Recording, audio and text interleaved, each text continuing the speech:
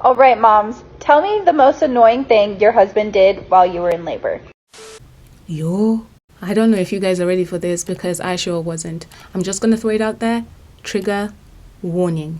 I won't make a long introduction, let's just get into it. But guys, before we get into it, please remember to like and comment and subscribe, especially the subscribing part, because a lot of you are watching this content and not subscribing, but it's free, so just do it.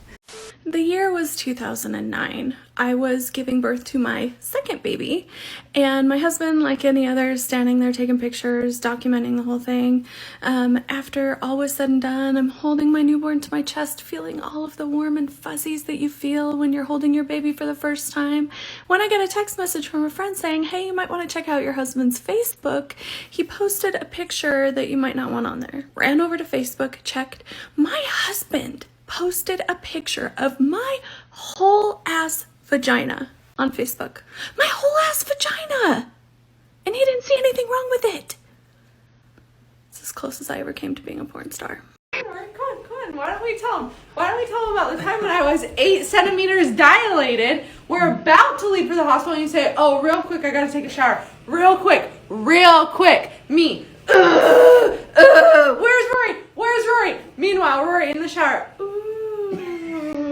Oh, and can we talk about right before you got in the shower, you did a total paint job in the bathroom. 45 minutes. Sue me if I wanted to make a good impression. I birthed our baby within that hour. Okay, that's not my fault.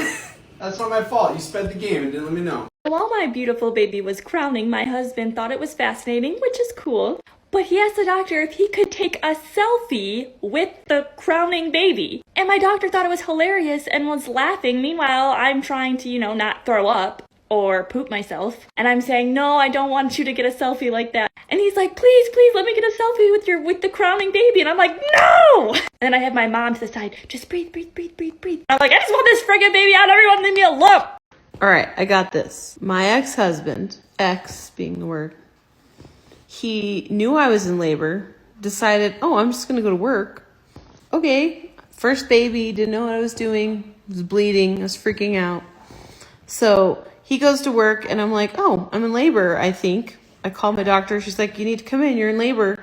So having contractions, I drove myself to the hospital, contracting the whole way. It took me forever to get there. And yeah, I had a baby. I had to have a C-section. Oh, and then he showed up. Great times. So I had to get induced when I was 37 weeks pregnant because my blood pressure was it was like 200/99. Pre-clampic, my doctor said, hey, you're having a baby today. So get your affairs in order. Let's do this. So because I couldn't drive, my sister, who wasn't working that day, came to the doctor's office, picked me up, took me where I needed to go. I got there, they start, hooking me up, Pitocin, whatever. My kid's dad and I were not together at the time, but I texted him while I was in labor and I was like, I really need you here. I don't want to do this by myself. The man had the audacity to tell me, I'm sorry, I can't call out of work today, but I'll be praying for you. Okay, he's not my husband, but we had a kid together. This guy was beside me playing Block Ops while I was pushing. You know what? As a midwife, I have an unpopular opinion, which is the father of your baby is not necessarily the best birth partner to have. I think the beauty in a birth partner is somebody that can support you when you're vulnerable. And unfortunately for some women, that's not the father of your baby. And this is Exhibit A. This is the worst man I have ever seen in a birth room. So this lady was in labor, pushing beautifully, head was crowning. And sometimes we have to give a little cut to kind of give baby more space or to avoid a bigger tear. And I had to give that cut. And sometimes when you give that cut, some husbands faint. Some husbands leave the room. Some husbands have to sit down, all that kind of stuff. That's fine. This husband punched the wall, screamed, you ruined my wife's pussy. You ruined my wife's pussy. You bitch. You ruined my wife's pussy. In my head, I just thought, okay, I know you're not talking to me. I'm thinking you might be talking to your mom or your auntie or your distant cousin, someone in your family, but you're not talking to me. That's number one. Number two, I had to call security. Number three, I was thinking to myself, your wife is having a baby. We're thinking about healthy mommy, healthy baby, and you're thinking about her downstairs. My dear. This man really ordered pizza while his wife was in active labor and had the nerve to post it on Twitter saying, God, this takes a long time. Had to order a pizza.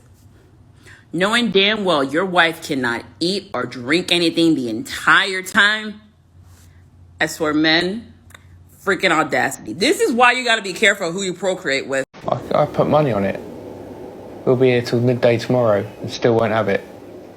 So that'll be then 30 hours. That's what I'm getting annoyed with. I want to not be here anyway. That's the thing. If I was a woman as your birthing partner that's had kids, I get the impression they'd listen to me more. The fact is, right, you're 8 days over. They keep pushing for the natural birth. If we said from the beginning that we wanted cesarean, no, you should have gone in at the beginning if that's what you wanted and said, that's what I want. No, that's what I want. Done. You could have signed a bit of paper with your consultant and had it. This is your own doing. Now, it's up to you now. Do you want to fight it and go with it, or do you want to lay down and sleep and roll over and it'll probably stop and we'll have to get back to where you are now? We're probably already back to about 1 centimetre, and they say, oh no, it's unlikely to happen. That happened last time. Last time you were about 8 and you went right back to 4. So what's the point?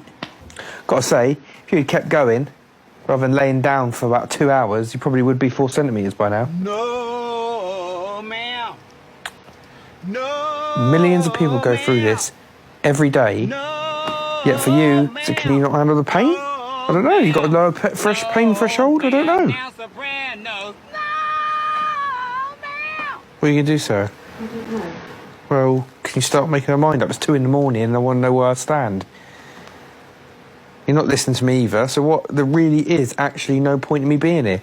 And I've been pretty pointless all day, really. Might as well got your mum to come up. Because I have to prepare This woman is in the hospital right now after giving birth, and her husband is complaining at how inconvenienced he is. Listen. Inconvenience. I have to be out of my environment. I have to be away from my TV, the food I want to eat. I can't be comfortable. This chair is not that comfortable. This is a dual process, okay? When you're delivering the baby, okay, fine, spotlight's on you. But in the meantime, it's supposed to be give and take. You know, I'm supposed to be comfortable too.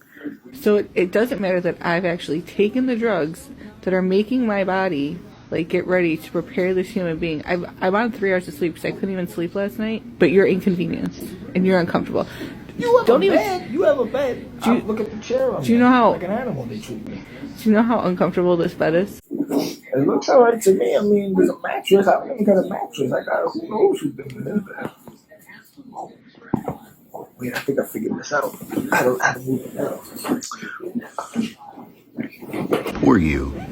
Oh, Sam. Now we're talking. So now you're fine. I'm better.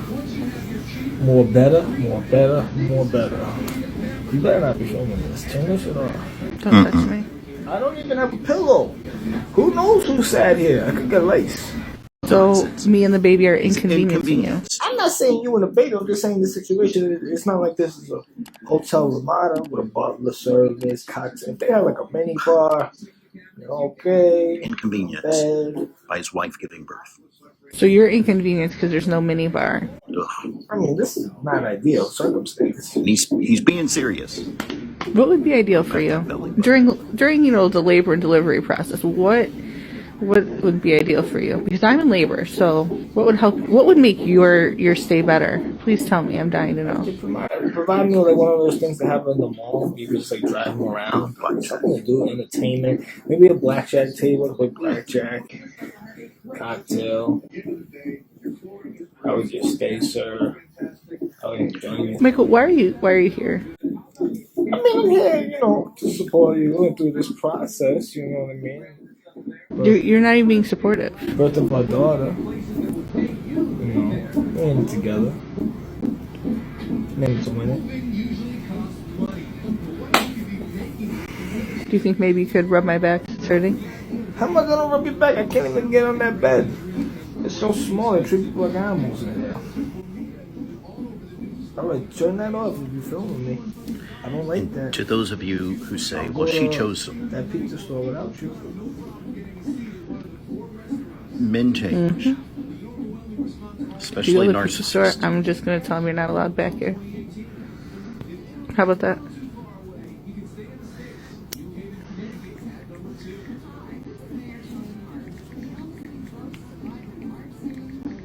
Wow.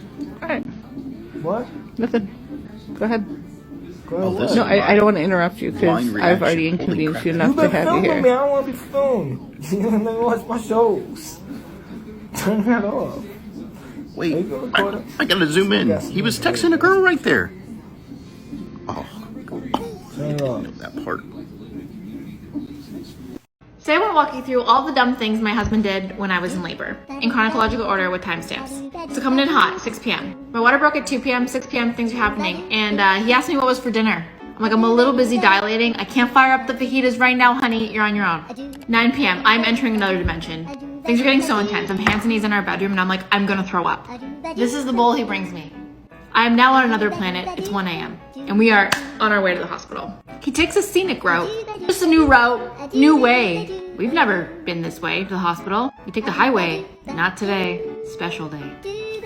So he must have gotten less stupid once I got the epidural because there's a gap where nothing dumb happens. But I have her at 4:36 a.m. And at 5 a.m. So he's been like taking pictures the whole time and sending them to my family and like keeping them updated what's going on. But later I look at these photos.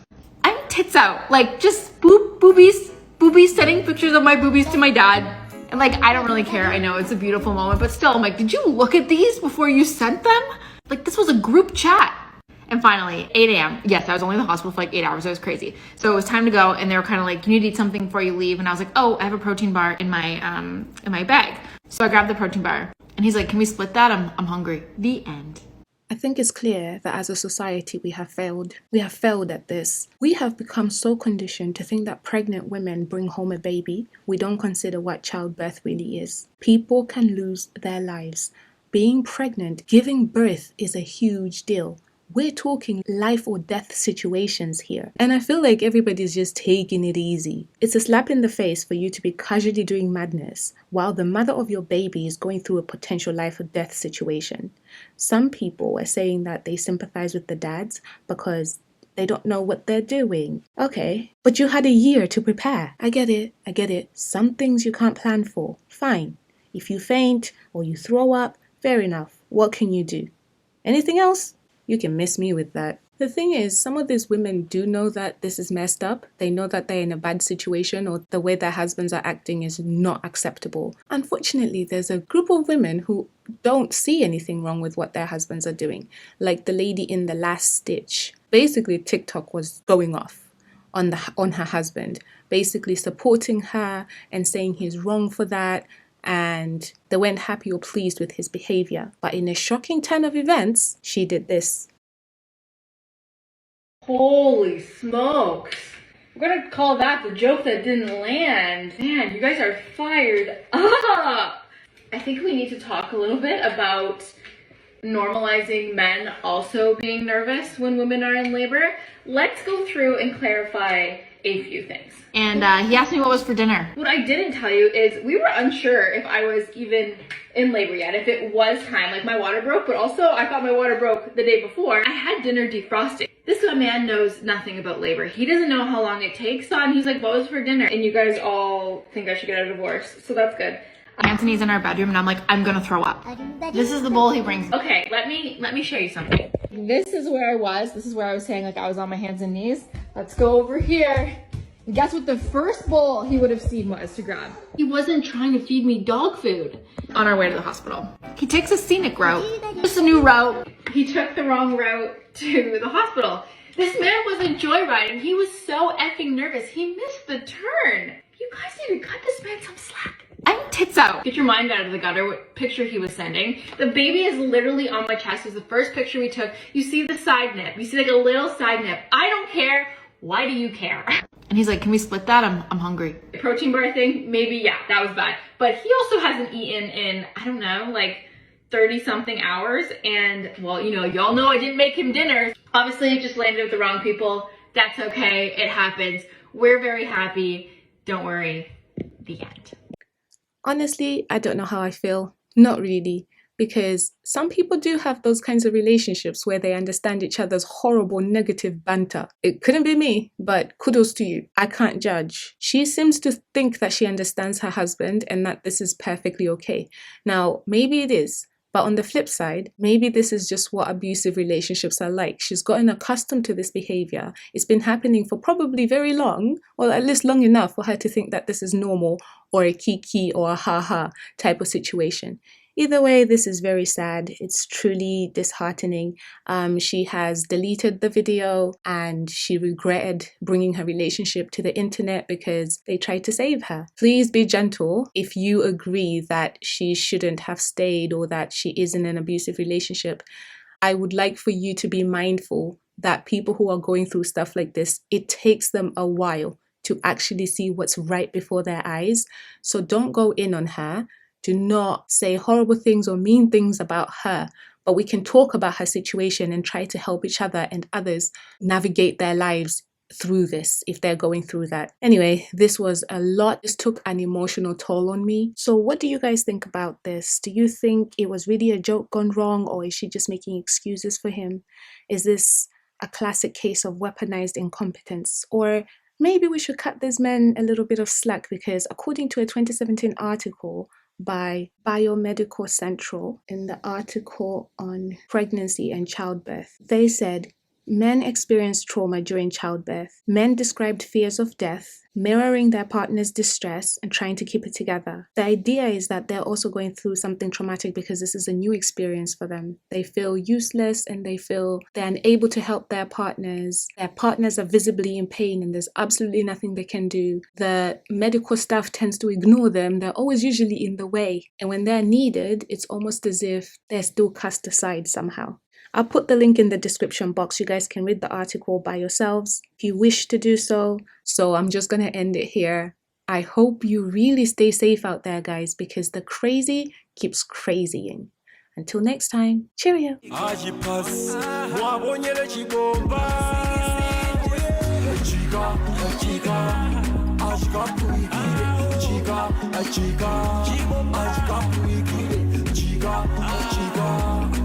Chica,